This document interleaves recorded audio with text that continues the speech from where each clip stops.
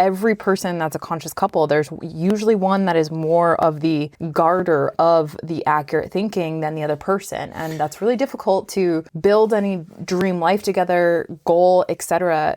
if there's one partner that thinks they're accurate or thinks they're right, but yet doesn't have accurate thinking in the moment. What if I don't agree with you that the best way to convey this information is through what you're saying? And that's why couples hurt each other constantly, because they have goals in conflict and values in conflict and the errors in their thinking. Conscious couples, business partners, and individuals, welcome to the Conscious Couples podcast, where we share our life, love story, and relationship expertise to help you consistently cultivate the most magnificent relationship possible. Never again will you feel hopeless and alone in your intimate relationship challenges. We'll help you have the courage to be your authentic self, communicate effectively, and constructively resolve conflict.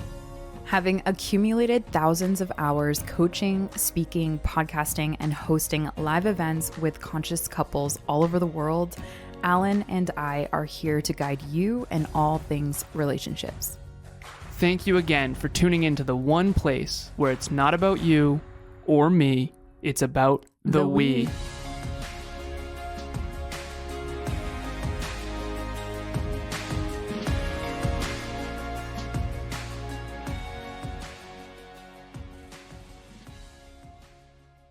Conscious couples and individuals, welcome back to another episode of the Conscious Couples podcast. Today we have episode 228, The Hidden Reason You and Your Partner Aren't Getting Along.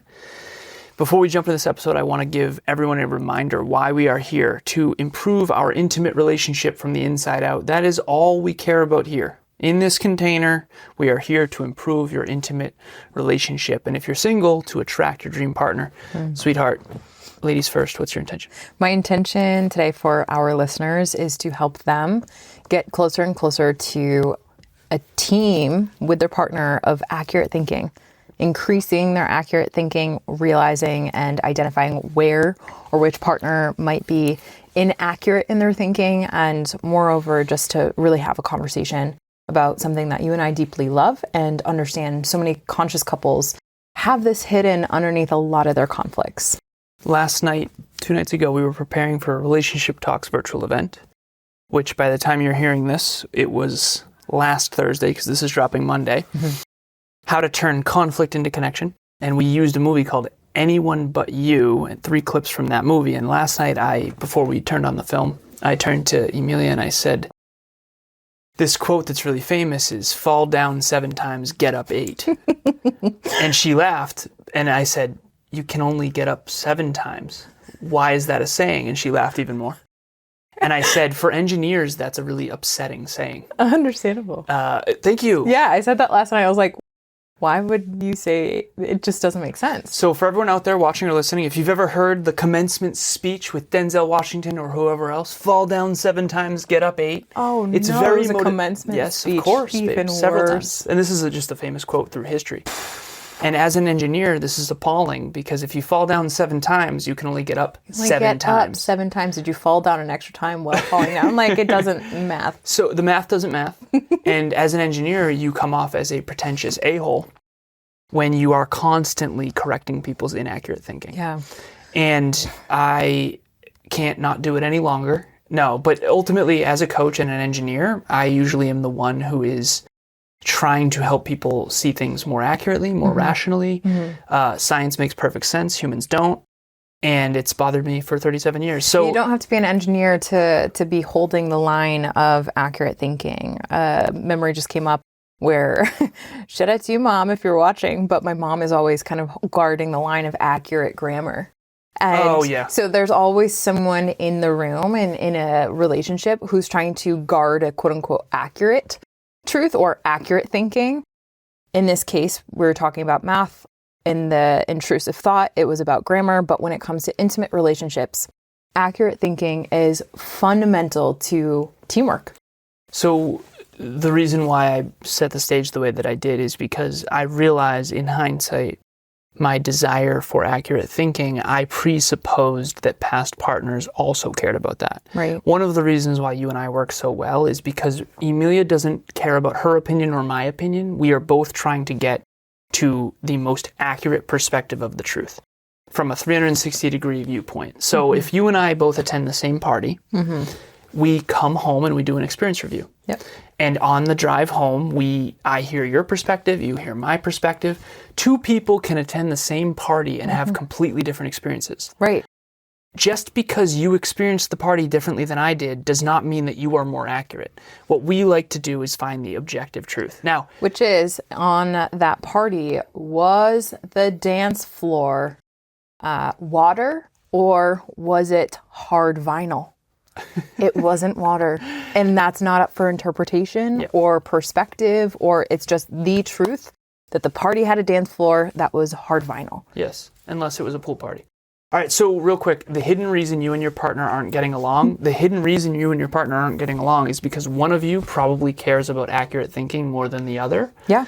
And unknowingly too, this is something that you and I both have understood through our relationship, that like, oh, this is why there's been so many conflicts with past relationships, because we were the bearers of like objective truth and accurate thinking. And so every person that's a conscious couple, there's usually one that is more of the garter of the accurate thinking than the other person. And that's really difficult to build any dream life together, goal, etc., if there's one partner that thinks they're accurate or thinks they're right, but yet doesn't have accurate thinking in the moment. This is why humility is so important, because if you hold humility, and I said this to my business partner, Kevin, a couple years into our work together. So we started a company 9 years ago. And I told Kevin this. I said, brother, I'm never fully right, but I'm definitely not fully wrong. I love that saying. Thank you. And I'm certainly more right than you. I was being playful. But the truth is I'm trying to get closer and closer and closer to the accurate, objective truth, knowing that I'm not already there.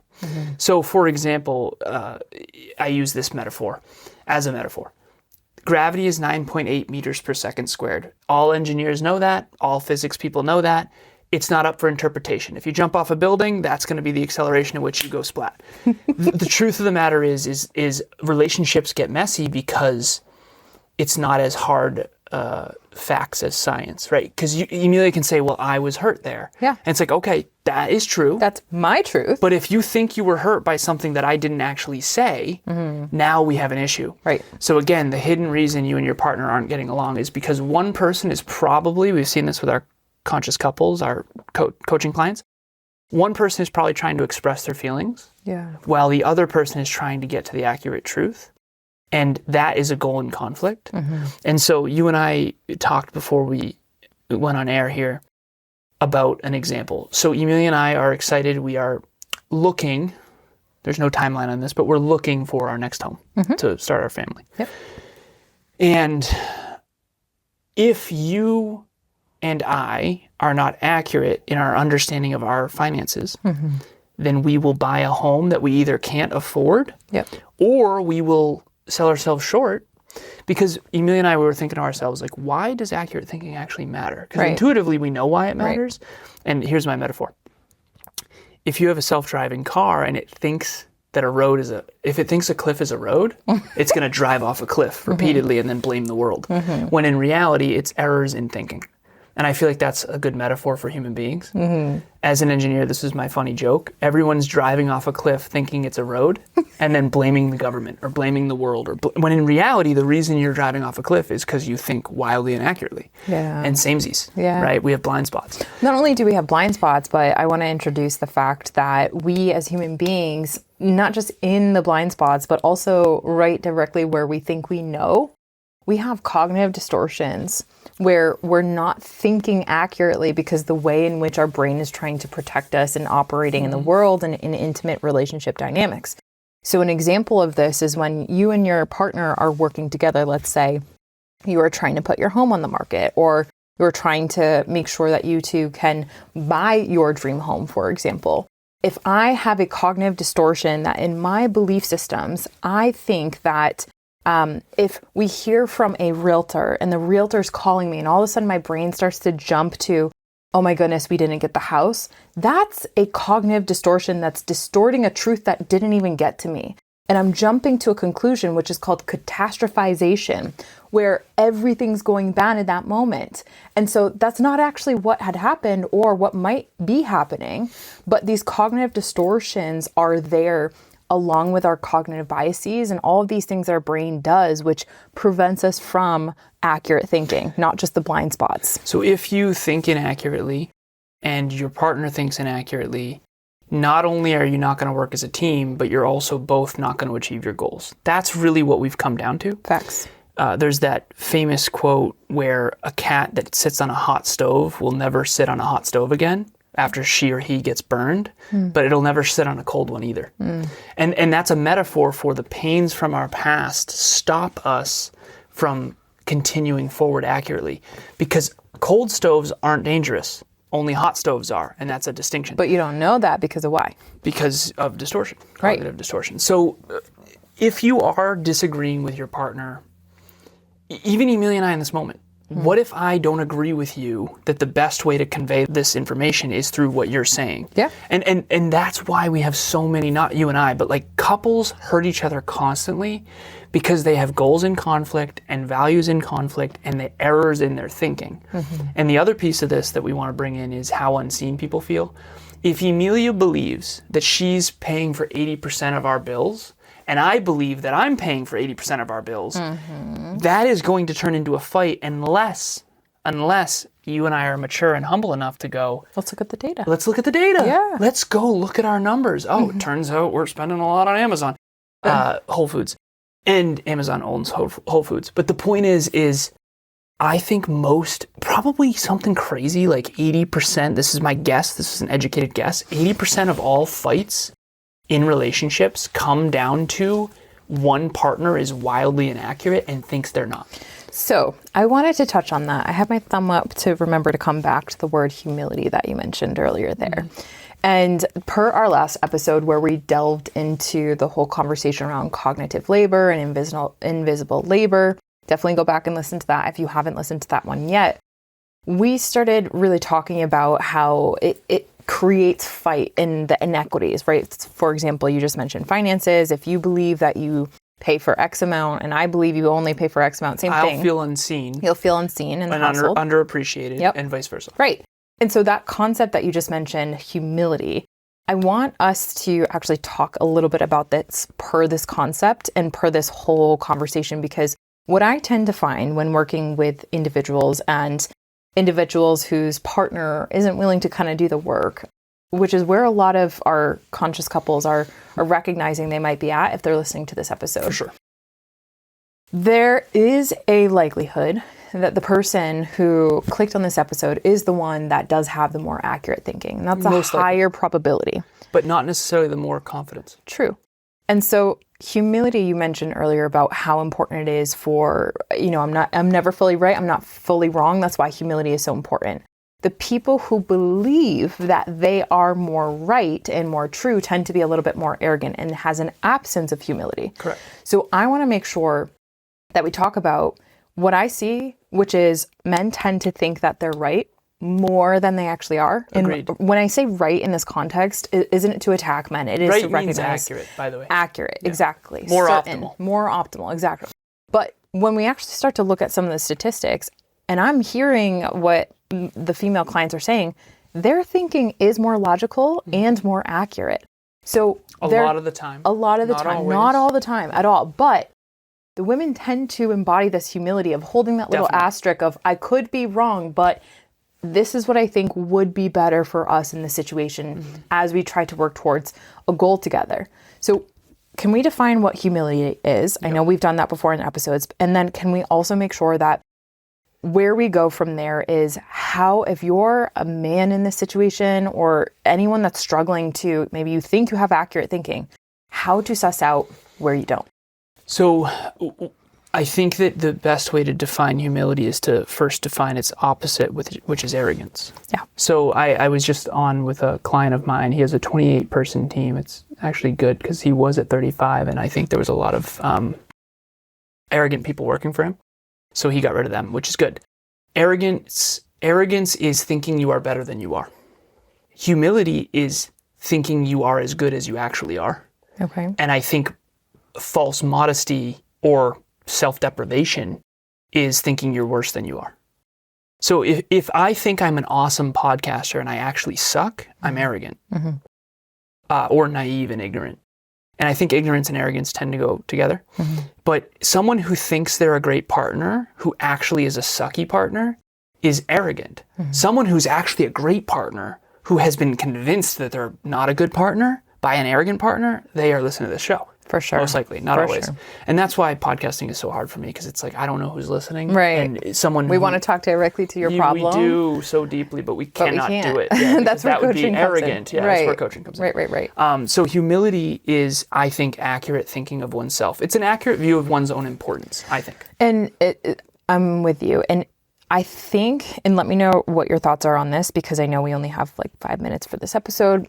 To that end, I think humility is what helps to bridge the gap when there's inaccurate thinking. Let's say you and I are trying to achieve a goal, which couples are trying to do all the time. You know how they say two heads are better than one? That is not true if someone's arrogant. I'm with you, 100%. Yeah, that's a really But if someone's humble, I'm with you. If Because someone's they can humble, be like, it's way better. 100%. Yeah, the whole is greater than the And sum of so its parts. if you're realizing that a lot of, someone's listening and realizing that a lot of their conflict actually is because, wait a second, I have a partner that actually thinks they're more right and more accurate more of the time. That's arrogance, right? So Especially if they're wrong a lot. Exactly. If you think you're right all the time, you better actually be right. Yeah, and most likely you're not. Almost. Right? That's the paradox is like, and I've noticed this with you, you tend to say, okay, I don't really know, let's check the data. Right. And it's like, a lot of times you've surprised me. It's like, oh, I was wrong. Shit. And a lot of times the person with the most certainty is actually the most arrogant, not the most competent. Right. And so, again, we only have a little bit of time here. Right. What do you want to, let's land this plane. What do you want to end with? What I want to end with is, if you're struggling in this dynamic, what is happening it's unzipping your relationship from the inside out. You're literally breaking trust when you're inaccurate thinking, but you think you are more accurate than your partner. And that breaking of trust is having you likely, and you and your partner kind of walk on eggshells around each other. And maybe think about, like, who knows, different stories of why you guys are not compatible or why you shouldn't be together. And like all that crap starts to kick up because you're breaking trust, you're walking on eggshells. The cognitive distortions are just riddling your relationship. And what about the people who aren't stepping up, who actually probably are accurate? Like if you, to land the plane, I'm sorry to interrupt you. No, I think standing in your ground of accurate thinking is really difficult. And I know from a female's perspective, you have been taught to know that you're wrong. So that's why you're so humble. You've been and that's taught why to think you're wrong. Yes. But you aren't, most likely. More often than not, because women walk around with more humility built into their collaboration. Statistically, I do believe that is true. And I've found that in my clients as well. And statistically, as a coach, you're already getting a sample set that is humble, because only humble people get coaches, typically. Not always. Hey, Not always. Right. And some people get a coach to seem humble when they're not. But, and the other thing about humility is hard to define, because I don't think a lot of people would consider us humble. However, inward humility versus outward pretend modesty, we've found is very different. So to land the plane here, I want to leave with this, and I want to hear from you, and we'll get out of here. I want you to leave. If you are the partner who holds more humility, you are statistically more accurate more of the time. You need courage. Yes. I'm Okay. right there with That's all I want to say. Yep. Courage. Yeah. Courage is the way. What would you like to? I'm with you. That's why I was like, Okay. I want you to land the plane, because I know you and I agree on this. 10 out of 10 times, that person is likely the person clicking on this episode. And you need the courage to be able to talk to your partner about, hey, I've noticed there's a pattern of arrogance, and I don't mean to attack you. However, I know it's impacting our relationship. I know it's negatively impacting our teamwork, and I want to build a dream life. We have goals together with you, and I'm really struggling to do that because I need your help, and you're not giving me what we need in order to be the most effective team ever. I actually don't think you can have a great relationship if your partner is arrogant. I'm with you. Yeah, and that humble pie is coming. I just hope it comes in time. Yeah. That's what I said. I said to a client earlier, I said, your partner needs professional help because he doesn't have the level of humility that he needs to be able to grow with you. Yeah, nice. Okay, so humility, courage, and vulnerability, those are the triad of transformation. If you want help with that and you are humble enough to get someone in your corner who's going to help you flourish, we will help you fly with the eagles. All right. Insert metaphor here. We'll have you more dialed in than you've ever been, not only in your relationship, but also in your goals and dreams. Build a life together, grow together, not apart.